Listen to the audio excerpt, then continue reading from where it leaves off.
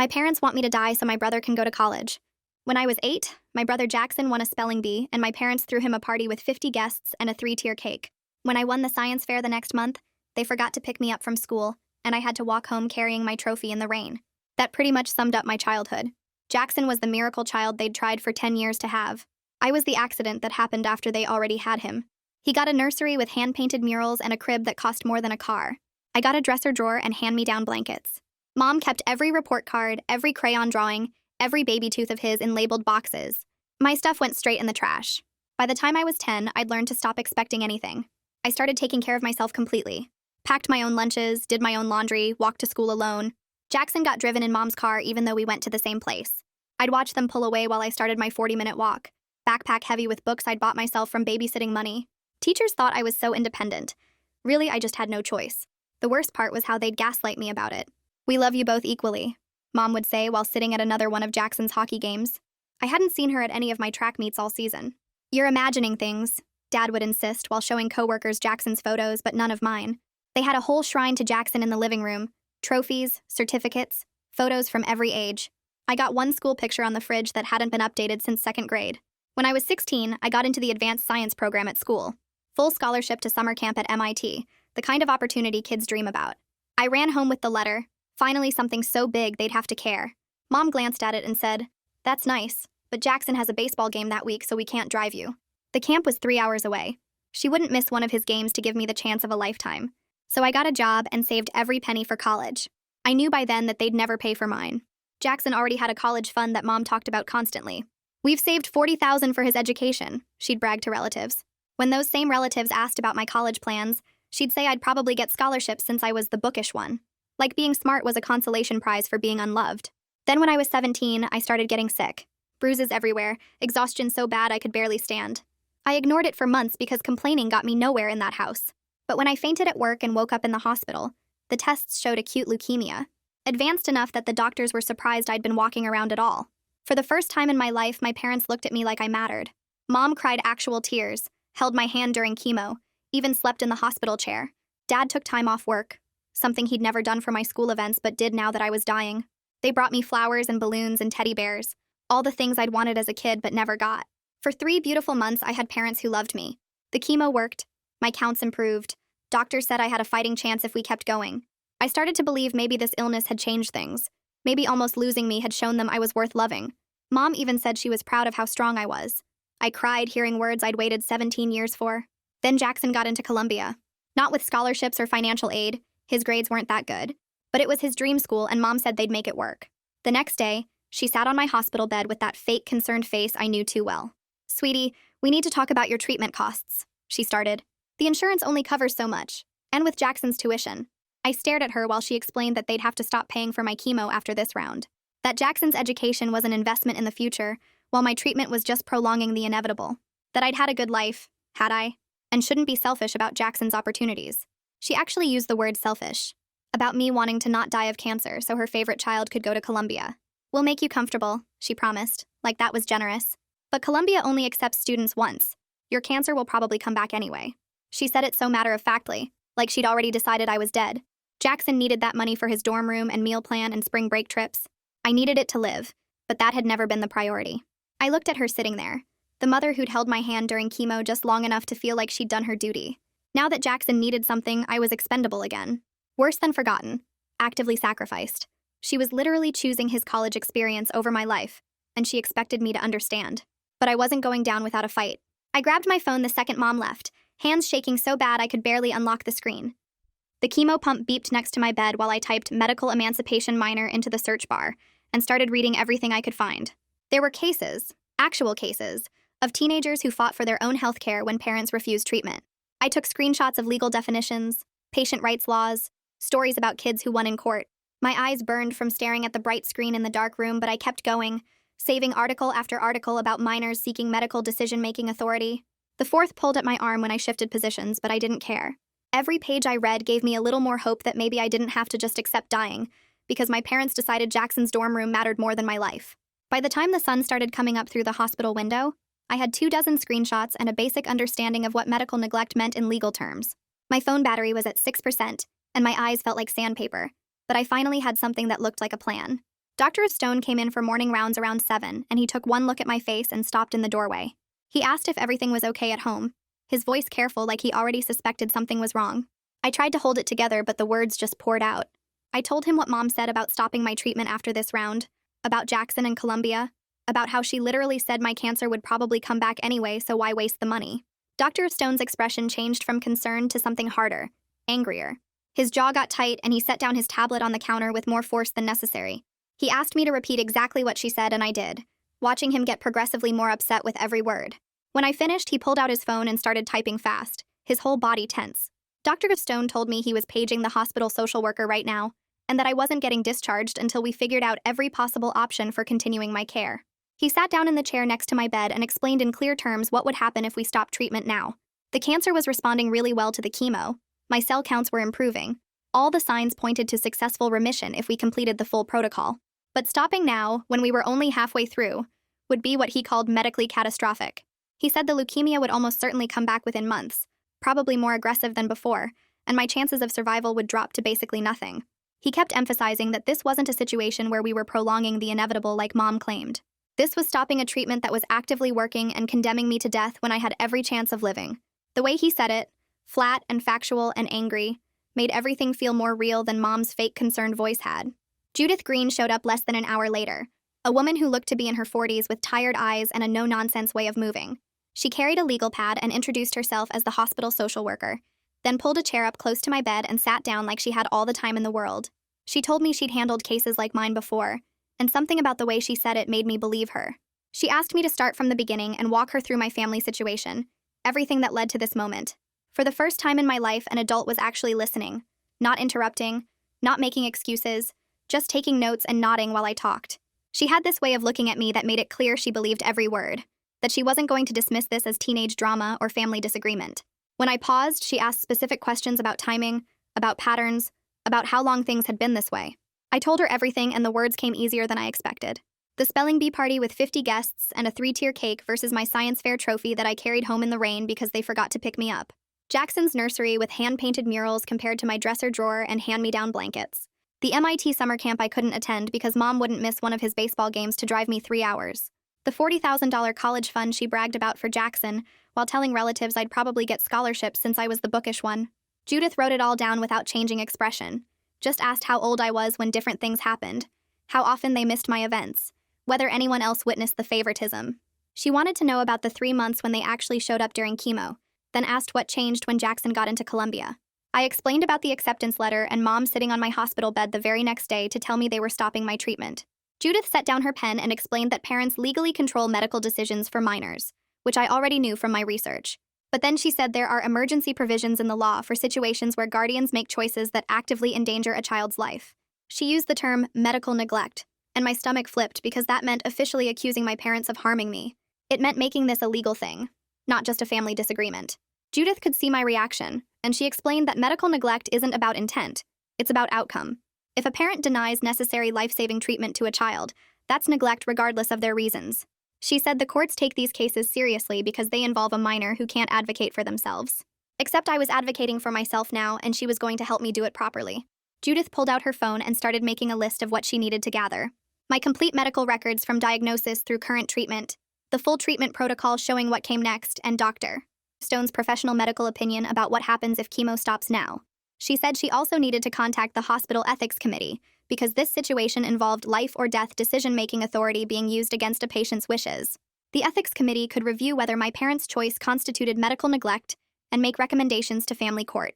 She explained this would all happen fast, within days, not weeks, because the timeline mattered. Every day we waited was a day closer to my next scheduled chemo cycle, and we needed legal clarity before that appointment.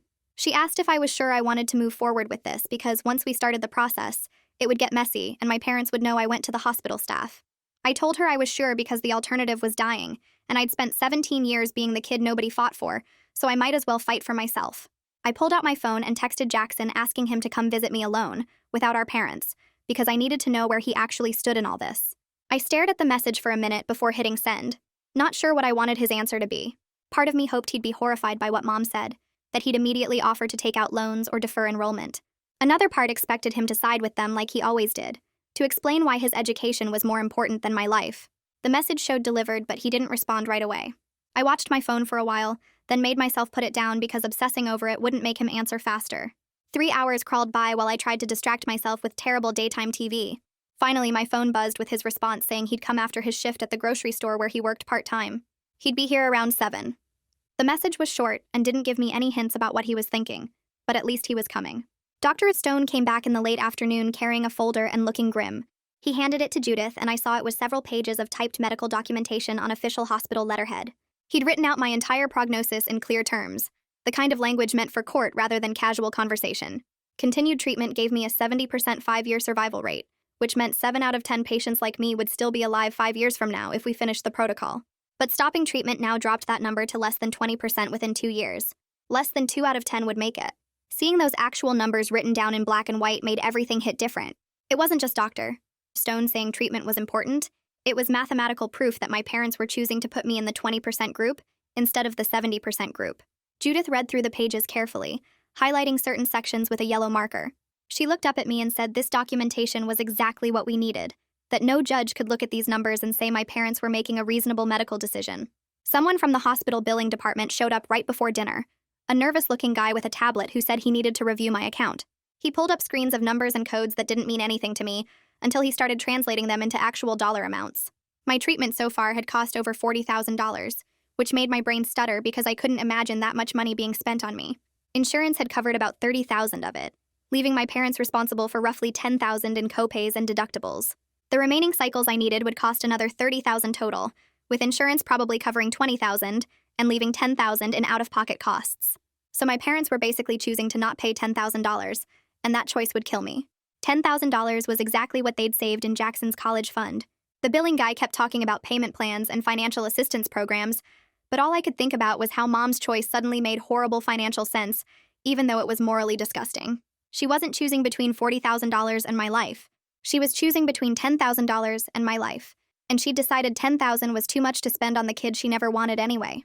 I spent the next few hours sitting alone with those numbers burning in my brain, trying to understand how my life had been reduced to a math problem my parents couldn't solve. Dinner came on a plastic tray, and I pushed the food around without eating any of it, because my stomach felt like it was tied in knots. The clock on the wall showed 6:47 p.m. when I heard footsteps in the hallway, and then Jackson appeared in the doorway looking like he hadn't slept in days. His work uniform was wrinkled, and there were dark circles under his eyes that made him look older than 19. He came in and sat down in the chair beside my bed without saying anything at first, just staring at his hands like he didn't know where to start. Then he blurted out that he'd told Mom he would take out student loans for Columbia, that she didn't have to use the college fund if it meant stopping my treatment. I felt something loosen in my chest for just a second before he kept talking. She'd refused completely, told him the loans would ruin his credit and his future, said I was being dramatic about the whole thing anyway. According to Mom, the treatment probably wouldn't work in the long run, so why waste money that could give him a real chance at success? Jackson's voice cracked when he repeated her words, and I could see his hands shaking. I asked him straight out if he thought his college was worth more than my life, and the question hung in the air between us like something physical. He started crying then, actual tears running down his face while he tried to explain that he didn't know what to do anymore. Mom had controlled every choice he'd ever made, picked his classes and his activities and his friends, told him exactly who he was supposed to be. He said he was scared of disappointing them, but he knew what they were doing to me was wrong, and being caught between those two things was tearing him apart. Part of me wanted to feel sorry for him, but mostly I just felt tired, because even now he was making this about his feelings instead of my actual survival. He wiped his face with his sleeve and started talking faster, telling me things I didn't know about our family's money situation. Dad's business had been struggling for 2 years, losing clients to bigger companies and barely making enough to cover expenses. They were carrying credit card debt and a second mortgage on the house, drowning in bills that kept piling up. The college fund wasn't really $40,000 anymore, more like $30,000 after they'd borrowed from it to cover emergency repairs and medical bills from when Dad had that health scare last year. Hearing all this made something click into place about why they were panicking so hard about money, but it didn't change the basic fact that they were choosing to let me die instead of figuring something else out.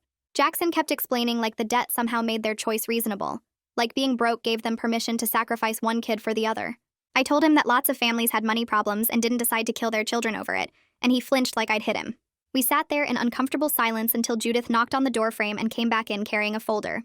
She looked at Jackson and then at me, clearly reading the tension in the room. She asked Jackson if he'd be willing to write a statement about the family situation, about the pattern of favoritism and neglect he'd seen growing up. He hesitated, and I could see him struggling with the idea of going against our parents officially, putting it down in writing where it could be used in court. But then he nodded and said he would write down everything he'd witnessed since we were kids, all the times they'd chosen him over me or forgotten I existed. Judith handed him some papers and a pen, told him to be specific about dates and events if he could remember them. After Jackson left with the papers tucked under his arm, Judith sat down and we talked about what would happen next. She said she'd been making calls all afternoon, getting things ready for the legal steps we'd need to take. The hospital was backing me up completely, which meant I had resources and support that most kids in my situation wouldn't have. That night after Judith left and the nurses finished their evening rounds, I lay in bed staring at the ceiling and trying not to think about anything. The phone on my bedside table started ringing around 9 o'clock, and I knew without looking that it was Mom. I let it ring and ring until it went to voicemail, and then I listened to her voice come through the speaker because I was too tired to turn it off.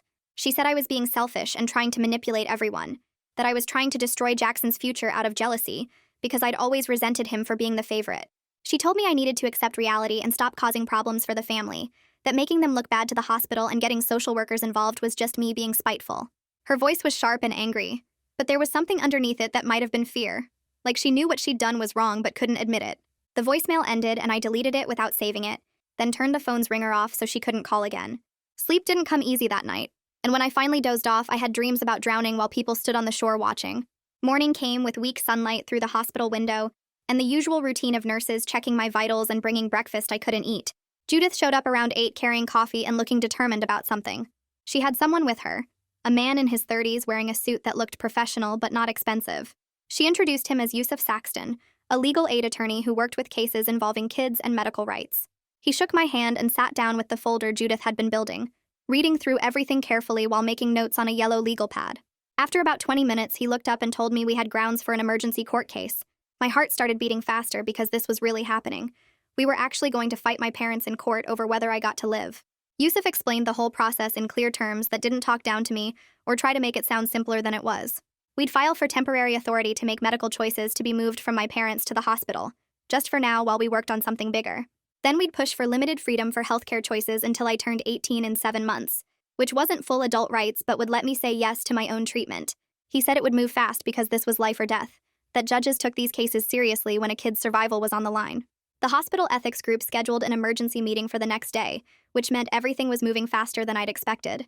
That afternoon, a woman named Lila Hansen from the ethics group came to interview me alone, without Judith or Yusuf or any doctors around. She was maybe 50 with gray hair and kind eyes, and she asked me detailed questions about whether I understood what the treatment involved and what would happen if I stopped it. She wanted to know if the doctors were pushing me to continue, or if this was really my own choice, and I could tell she was trying to figure out if I was mature enough to make this decision. I told her I'd been making my own choices since I was 10 years old, deciding what to eat and when to sleep and how to get to the school, because my parents had checked out of raising me a long time ago. The only difference now was that this particular choice would decide if I lived or died, instead of just whether I had clean clothes or a packed lunch.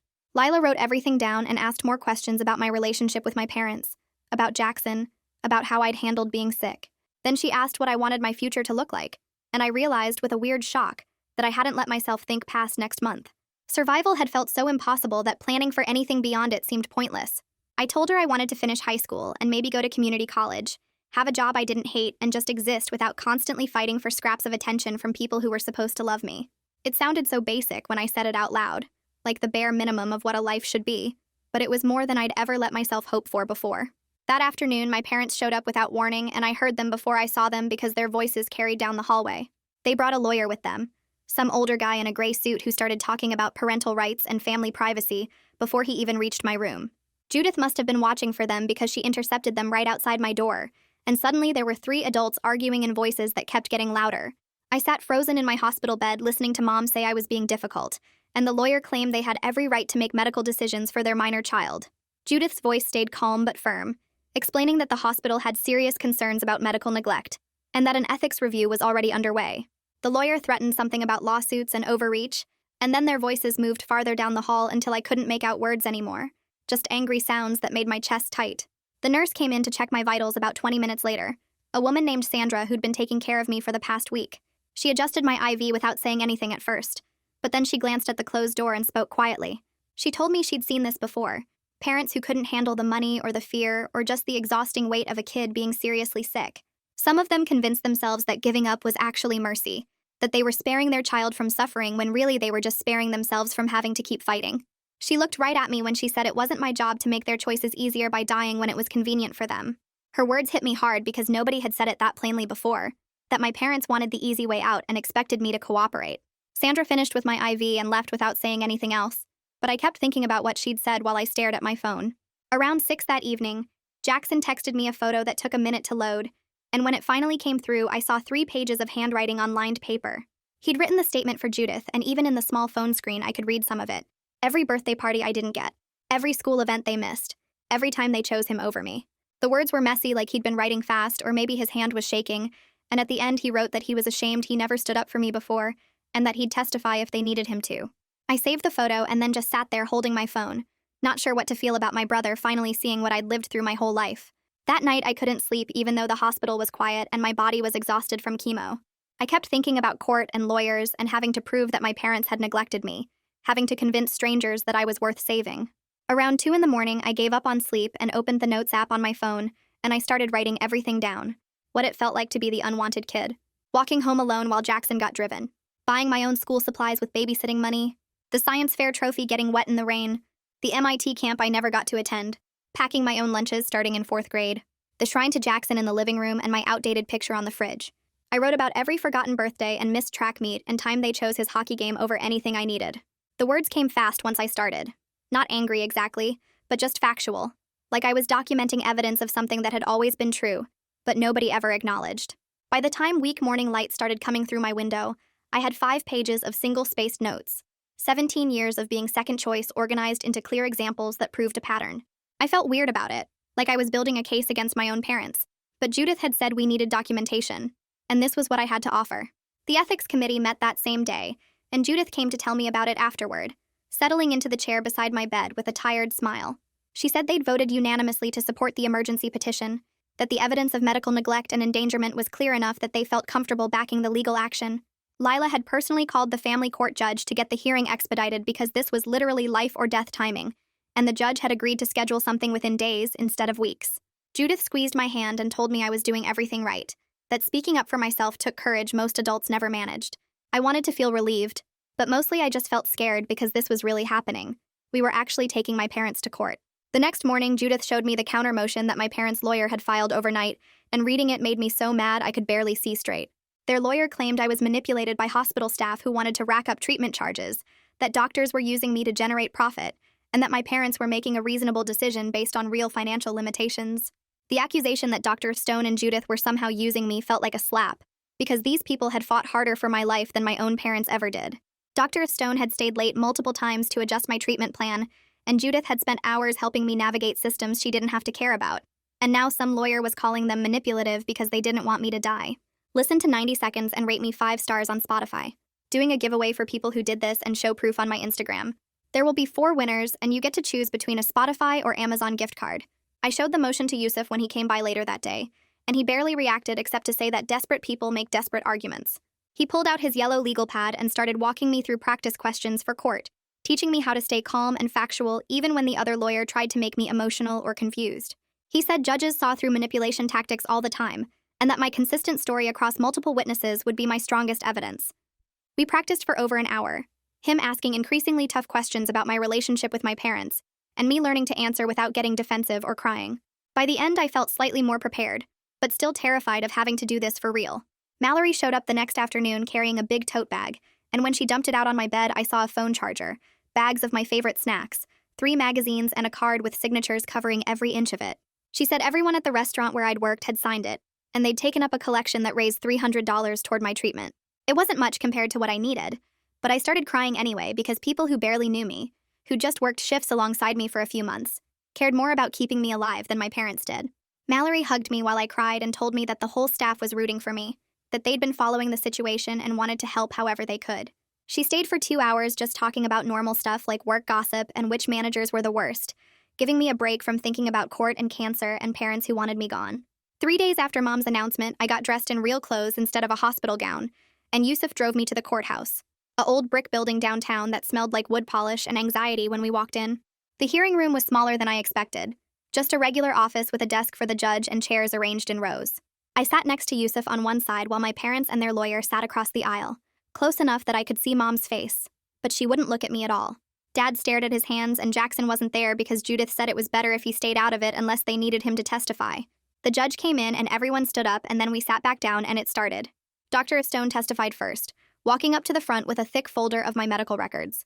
He presented everything in clear, simple terms that anyone could understand, explaining that my leukemia was responding well to treatment, but that stopping now would be a death sentence within months.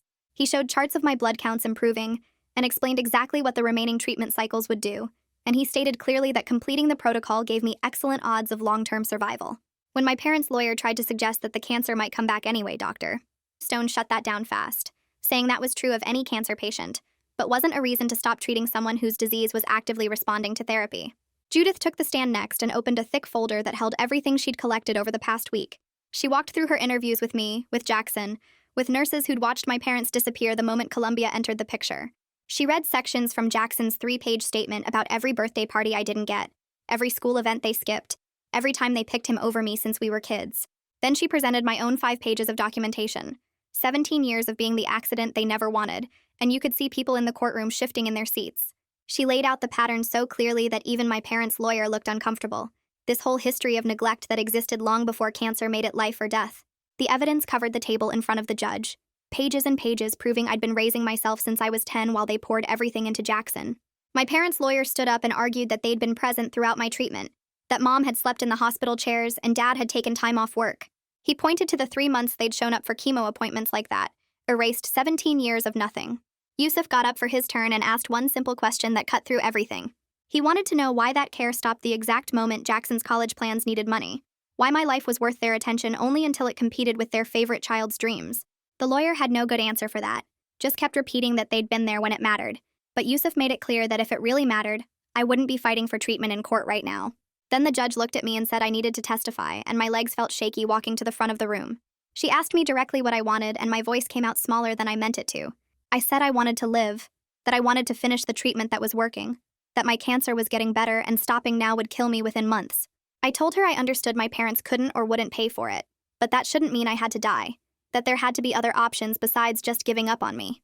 I kept my eyes on the judge because looking at Mom and Dad felt impossible, and I could feel tears building, but I forced them back because I needed to sound strong enough to deserve saving. The judge turned to my parents and asked if they'd looked into payment plans, charity care, Medicaid, fundraising, anything besides just deciding to stop treatment. Dad admitted they hadn't, because they thought insurance denial meant no other options existed, and the judge's face showed exactly what she thought of that answer. She asked why they hadn't contacted the hospital financial counselors, or researched assistance programs, why their first response to a money problem was letting their daughter die. Dad had nothing to say to that, and Mom stared at her hands while the silence stretched out. Mom finally spoke up, her voice shaking, trying to argue that she was protecting me from false hope and making my last months comfortable instead of filled with painful treatment. But even she didn't sound like she believed it, the words coming out wrong like she was reading from a script she'd memorized but never really understood. The judge leaned forward and asked her straight out if she was choosing her son's education over her daughter's life. Mom opened her mouth but nothing came out, and that silence answered everything louder than words could have. You could see her trying to find some way to make it sound reasonable, some explanation that would make sacrificing one child for another seem like good parenting, but there wasn't one, and we all knew it. The judge announced her ruling right there without even leaving to think about it. She granted temporary emergency authority to the hospital to continue my treatment while the full emancipation petition got processed through the system. She ordered my parents to cooperate with Medicaid applications and charity care reviews, to provide whatever financial documentation the hospital needed. The ruling meant I could keep getting chemo no matter what they wanted, that their decision to let me die didn't matter anymore because the court was taking that choice away from them. I felt Yusuf squeeze my shoulder and realized I'd stopped breathing, this wave of relief so strong it made me dizzy. Walking out of the courthouse, Mom tried to approach me, but Yusuf stepped between us before she got close. He reminded her that the order included rules against harassment or trying to pressure me, that she needed to stay back and let me leave without any drama. Dad stood behind her looking defeated. His shoulders slumped like someone had knocked all the fight out of him. Jackson hovered near the courthouse doors, clearly wanting to say something but not knowing what words could possibly help. I walked past all of them with Yusuf guiding me toward his car, not looking back because I didn't trust myself not to break down if I made eye contact. Back at the hospital, Judith met us in her office with a stack of Medicaid paperwork that looked 3 inches thick. She explained we were applying for emergency coverage as a medically needy minor, which meant proving my parents were unable or unwilling to provide necessary care. The forms asked for details about income, assets, household composition, and required documentation of the medical neglect that brought us here. Judith walked me through every section, showing me where to sign and what information she'd already gathered from the court proceedings. My hand cramped from signing my name over and over, each signature another piece of evidence that I was on my own now. Dr. Stone came by while we were finishing the paperwork and scheduled my next chemo cycle for 3 days out. He said the hospital's charity care committee would review my case for financial assistance that could cover whatever gaps Medicaid didn't handle. He looked genuinely relieved that treatment could continue without stopping, like he'd been carrying the weight of my potential death and could finally put it down. He told me my counts were still improving, and that if we stayed on track, I'd finish the full protocol right around graduation, maybe even walk across that stage to get my diploma. That night, Jackson showed up at my hospital room and we sat in silence for a while, neither of us knowing how to start a conversation after everything that happened in court. Finally, he said he'd told Columbia he was deferring enrollment for a year, that he needed time to work and save money before starting college. He tried to make it sound like a practical decision, but we both knew what it really meant, that he was stepping back from the situation that almost killed me. He couldn't go to Columbia knowing it was purchased with my life, couldn't sit in those classes without thinking about the chemo I wouldn't have gotten if the court hadn't intervened. I wanted to tell him he didn't have to sacrifice his future to prove he was sorry, but maybe he needed to do this for himself, to know he'd chosen differently than our parents when it mattered. I told Jackson he didn't have to give up his future just to prove something, that he could still go to Columbia if that's what he really wanted. He shook his head and said he'd already looked into state schools with better financial aid, that maybe this was actually better for everyone in the long run. He couldn't sit in those Columbia classrooms knowing the tuition almost cost me my life, couldn't enjoy the experience with that weight hanging over everything. I wanted to argue, but I understood, because I'd spent 17 years carrying guilt that wasn't mine to carry, and I recognized that look on his face. The next morning, Mallory showed up with a stack of folders and a determined expression, explaining that she'd talked to my teachers about setting up remote learning so I could finish senior year from the hospital. She'd printed out all my assignments for the next month and gotten study guides from kids in my classes. Then she pulled out a calendar she'd made with a rotating schedule of coworkers who volunteered to drive me to appointments, people from the restaurant who barely knew me but wanted to help anyway. She'd created an entire support system from scratch, filling in the gaps my parents left with people who had zero obligation to care. I stared at that calendar with 12 different names on it and felt something crack open in my chest, because this was what actual support looked like. 2 weeks after the court hearing, Judith came by with news that the Medicaid application got expedited approval, covering most of my treatment costs going forward, plus some of the bills we'd already racked up. She explained that the medical neglect documentation made my case a priority for emergency services, that the system moved faster when there was clear evidence of a minor being endangered. Between Medicaid and what the hospital might cover, we were looking at my treatment being fully funded without a single dollar from my parents. The relief was so intense I felt dizzy, because for the first time since Mom's announcement, I could actually believe I might survive this. 3 days later, a formal letter arrived through my parents' lawyer requesting supervised visitation, full of language about wanting to repair our relationship and work toward reconciliation. Yusuf came by that evening to review it with me and explained I could set whatever boundaries I needed, that I was under no obligation to see them before I was ready. I thought about it for maybe 30 seconds before telling him I wasn't ready, that I needed time to just focus on getting through treatment without the added stress of managing their emotions. He nodded and said he'd communicate that to their attorney, that my healing came first. The hospital charity committee met the following week, and Judith called to tell me they'd approved coverage for all my remaining out-of-pocket costs, after reviewing the court documents and my financial situation. She walked me through the breakdown, showing how Medicaid covered the bulk of treatment while charity care filled in the gaps for things like certain medications and additional testing. My cancer treatment was now completely funded without my parents' money, paid for by systems designed to protect kids whose families failed them. I sat with that information for a long time, trying to process that I'd actually done it, that I'd fought for my own survival and won. When they started my next chemo cycle, I felt physically terrible, the nausea and exhaustion hitting harder than previous rounds. But emotionally, I was stronger than I'd been in months. This treatment was happening because I fought for it, not because anyone gave it to me out of love or obligation. The independence was lonely in a way I hadn't expected, because part of me still wanted parents who cared enough to fight for me instead of making me fight alone. But this was mine, this survival, and nobody could take it away or use it as leverage. Jackson started visiting every week, usually on Thursday evenings after his grocery store shift, and we'd sit in my hospital room talking about normal things like his coworkers and my remote classes. We were slowly rebuilding something that wasn't quite sibling affection, but wasn't hostile either, finding a middle ground where we could exist in the same space without the weight of our parents' choices crushing everything. He told me about applying to community colleges and looking for full-time work, making plans that didn't revolve around Columbia or Mom's expectations. I realized we were both learning to exist outside our parents' control for the first time, figuring out who we were when we weren't performing our assigned roles. A month after the emergency hearing, Yusuf filed the formal petition for limited medical emancipation, which would give me legal authority to make my own healthcare decisions until I turned 18 in 7 months.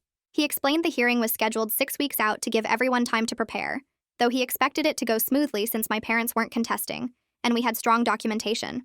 The petition felt like the final piece, the legal framework that would protect me even after the emergency order expired. I signed the papers in Yusuf's office while he explained what each section meant, my hand cramping from writing my signature over and over. At my next appointment, Dr. Stone reviewed my latest blood work with barely contained excitement, explaining that my cancer markers were continuing to improve at a rate that exceeded their initial projections. He said if this trajectory held, I'd complete treatment in about 4 months, with an excellent prognosis for long-term remission. Hearing that I might actually survive this, that I might have years instead of months, made me realize I needed to start planning for a future I'd never let myself imagine. I'd been so focused on just getting through each day that I hadn't thought about what comes after, what kind of life I wanted to build once I wasn't fighting cancer anymore. That night, I lay in my hospital bed thinking about college applications and career possibilities, about the person I might become if I got the chance. The school counselor called the next week, and we set up a video meeting where she walked me through a plan for completing senior year through online classes and hospital tutoring. She'd arranged for teachers to send assignments electronically, and scheduled weekly check-ins to make sure I stayed on track. With this setup, I'd graduate on time despite missing months of in-person attendance, would walk across that stage in June and receive my diploma like everything was normal. Having a plan that extended beyond just surviving felt revolutionary, like I was finally allowed to think about a future that included me in it. Mallory showed up the next afternoon with her laptop and a list of remote job sites she'd researched. She pulled a chair up to my hospital bed and started walking me through application forms for data entry positions, helping me figure out how to explain my situation without making employers nervous about my availability. We spent 3 hours filling out applications and uploading my resume, which looked pretty thin since most of my work experience was waitressing at the restaurant where she still worked. She kept encouraging me when I got frustrated, reminding me that any income was better than none, and that plenty of companies hired remote workers specifically because they needed flexible people. By the end of the day, I'd submitted applications to 12 different companies, everything from medical billing data entry to customer service chat support. The process felt good, like I was building something for myself instead of just surviving what other people decided for me. 2 days later, I got an email from a medical records company offering me part-time work entering patient information into their database system. The pay was minimum wage and I could only work 15 hours a week because of my treatment schedule, but it was mine. I signed the contract on my phone while waiting for my next round of blood work, feeling like I'd just won something important, even though it was just a basic data entry job that most people wouldn't want. A week after that, Yusuf called to tell me my parents' lawyer had requested a mediation session before the full emancipation hearing. He explained that mediation was voluntary and I could refuse, but that it might help establish my willingness to maintain some kind of relationship with them, which could look good to the judge. I talked it over with Judith during one of our weekly check-ins, and she said she'd be willing to supervise the session if I decided to go through with it. The idea of sitting in a room with my parents made my stomach hurt, but I also knew I couldn't avoid them forever, especially with Jackson still living at home and trying to navigate between us. I agreed to one session with the understanding that Judith would be there the whole time, and I could leave whenever I wanted. They scheduled it for the following Tuesday in a small conference room at the hospital, neutral territory where I felt safer than I would have anywhere else. The morning of the mediation, I threw up twice from nerves that had nothing to do with chemo. Judith met me outside the conference room and walked in with me, her hand on my shoulder in a way that felt protective without being controlling. Mom and Dad were already sitting on one side of the table with their lawyer, and I took the seat directly across from them with Judith beside me. The air felt thick and wrong, like we were all breathing different oxygen. Their lawyer started with some formal statement about everyone being here in good faith to work toward family healing, but I barely heard it because I was watching Mom's face.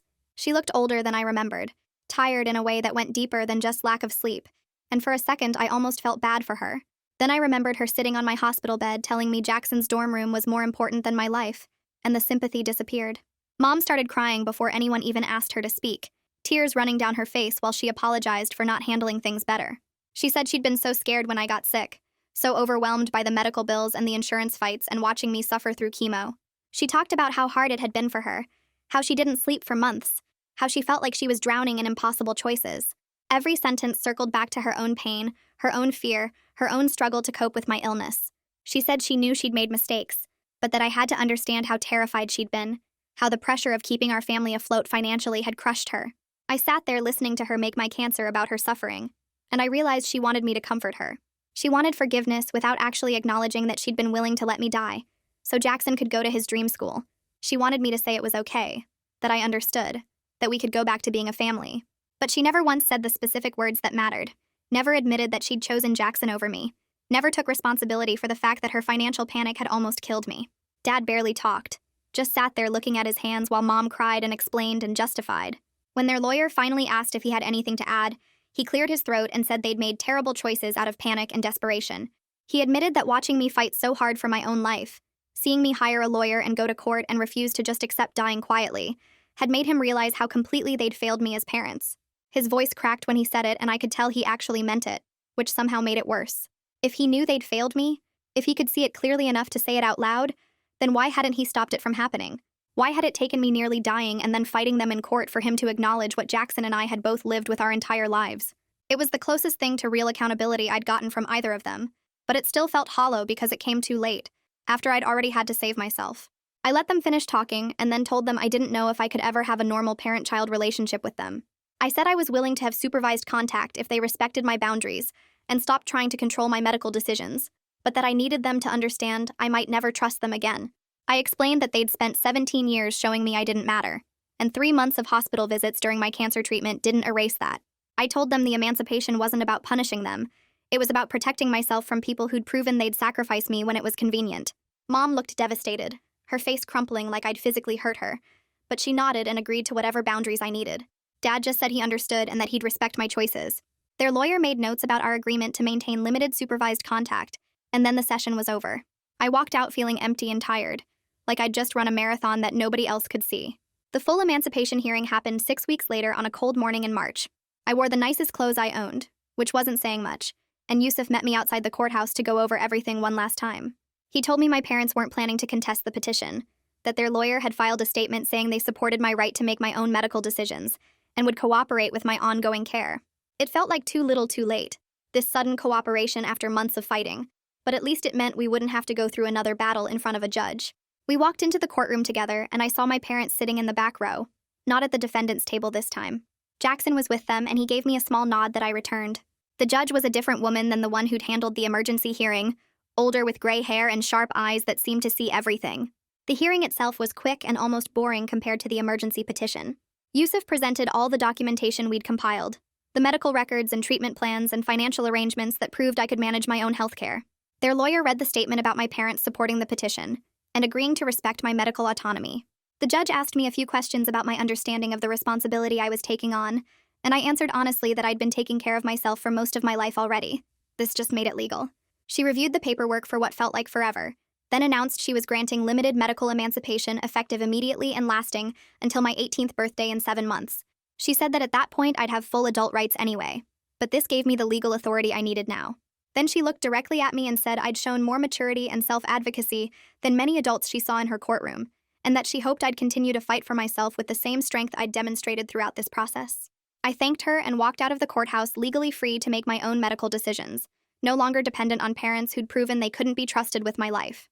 With the legal authority secured and treatment funded through Medicaid and charity care, I could finally focus on just getting through chemo without constantly fighting for the right to receive it. The physical side effects were still brutal, the nausea and exhaustion and hair loss that made me feel like my body was betraying me. But it was manageable when I wasn't also battling my family, when I could just concentrate on surviving each treatment cycle without worrying that someone would pull the funding or try to stop my care. Dr. Stone adjusted my anti-nausea medications, and we found a combination that actually worked, letting me keep food down most days. The nurses knew me by name now and would bring me warm blankets without me asking, small kindnesses that reminded me not everyone in the world was trying to hurt me. I started keeping a journal of my symptoms and side effects, tracking what helped and what made things worse, taking control of my treatment in ways that felt empowering instead of scary.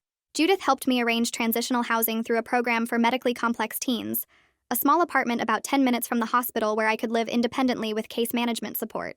The program provided furniture and helped with rent, and a social worker would check in twice a week to make sure I was managing okay. Moving out of my parents' house happened on a Saturday when they were deliberately gone, some previously planned trip to visit relatives that gave us the space to pack without confrontation. Jackson showed up early with his car, and we loaded my belongings into boxes, which didn't take long because I'd never accumulated much. My clothes fit in 2 boxes, my books in 3 more, and my personal items barely filled a backpack. We worked in silence mostly, the weight of everything that had happened hanging between us. He carried boxes down to his car while I took one last look at the room where I'd spent 17 years feeling invisible. There was nothing worth keeping here, no memories I wanted to take with me. Jackson drove me to the new apartment and helped me unpack, setting up my bed and arranging my books on the small shelf. Before he left, he hugged me, and said he was sorry for not protecting me when we were kids. And then I told him we were both just trying to survive and that I didn't blame him for our parents' choices. He left and I sat in my new apartment alone, finally independent in a way that felt real and permanent. I completed my next to last chemo cycle 3 weeks after moving into the apartment, and Dr. Stone reviewed my blood work with barely hidden excitement. He said my counts were staying strong, and if this trajectory held, I'd finish treatment right around graduation in June. The timeline felt surreal. The idea that I might actually walk across that stage and receive my diploma like a normal person. I'd been doing my schoolwork through online classes and hospital tutoring, keeping up with assignments even on days when I felt too sick to sit up properly. My teachers had been understanding about extensions and modified workload, but I'd insisted on doing the actual work myself, refusing to accept pity grades that I hadn't earned. The school counselor called to confirm I was on track to graduate on time and asked if I wanted to participate in the ceremony. I said yes without hesitation, because after everything I'd been through, I deserved to wear that cap and gown and prove I'd survived. Mom and Dad started coming to supervised visits every other Tuesday at the hospital, where Judith kept an office for exactly these situations. We'd sit in uncomfortable chairs around a small table and talk about weather, Dad's work projects, Mom's book club, anything that didn't require actual emotional honesty. They asked surface questions about my health, and I gave surface answers about blood counts and side effects. Nobody mentioned Columbia or Jackson's college plans, or the court hearing that had stripped them of medical authority over me. The visits lasted exactly 1 hour, and then we'd all leave, having maintained civility without achieving anything close to healing. I accepted this arrangement because stable felt better than the chaos of fighting, even if stable meant keeping them at arm's length forever. Judith sat in on every visit taking notes, and sometimes I caught her watching Mom with this expression like she was documenting a specimen, clinical and detached.